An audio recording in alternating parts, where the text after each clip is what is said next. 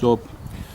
Pour la majorité des Hauts-Pyrénéens, le nom de Médouce évoque exclusivement un quartier situé en bordure de la route départementale 935 entre Bagnères de Bigorre et Campan, quartier abritant des grottes magnifiques ainsi qu'une rivière souterraine découverte en 1948 et exploitée commercialement à partir de 1951. On trouve même encore sur le site un châtaignier vieux de plus de 500 ans qui, bien que mort, est toujours debout, faisant l'admiration des touristes. En revanche, peu de Pyrénéens savent que le site de Médouce, appelé autrefois Médoux, c'est-à-dire miel doux, en référence à la qualité du miel fabriqué par les habitants de la vallée, ce site était un sanctuaire fondé au XVe siècle, dédié à la Vierge Marie, laquelle serait apparue en 1588 lors de la grande peste de Bagnères à une jeune fille de Baudéan surnommée Liloy. Ce sanctuaire fut agrandi au fil des siècles grâce aux dons et à la générosité de la famille Gramont et plus spécialement de la comtesse de Gramont domiciliée à Asté. Ce sanctuaire fut géré par des pères de l'ordre des Capucins.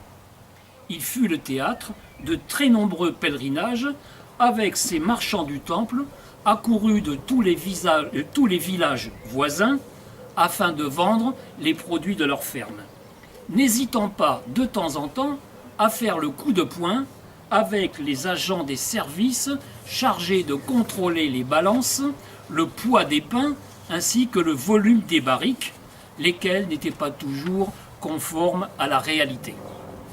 Le sanctuaire de Médouce fut également le théâtre de la fameuse querelle entre la commune d'Asté et la commune de Bagnères relativement à la propriété de la très belle statue en marbre de la Vierge Marie offerte par la comtesse de Gramont qui se situait dans la chapelle de Médouce et qui aujourd'hui se trouve derrière l'autel de l'église d'Asté.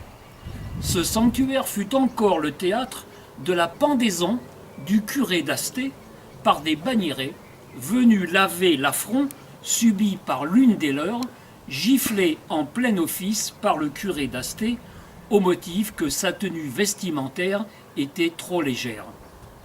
M'inspirant essentiellement de l'ouvrage écrit à la fin du XIXe siècle par l'abbé Alexis Théas, lui-même originaire d'Asté, j'ai reconstitué l'histoire du sanctuaire de Médouce depuis 1588 jusqu'à 1948. L'histoire du sanctuaire est loin d'avoir été un long fleuve tranquille.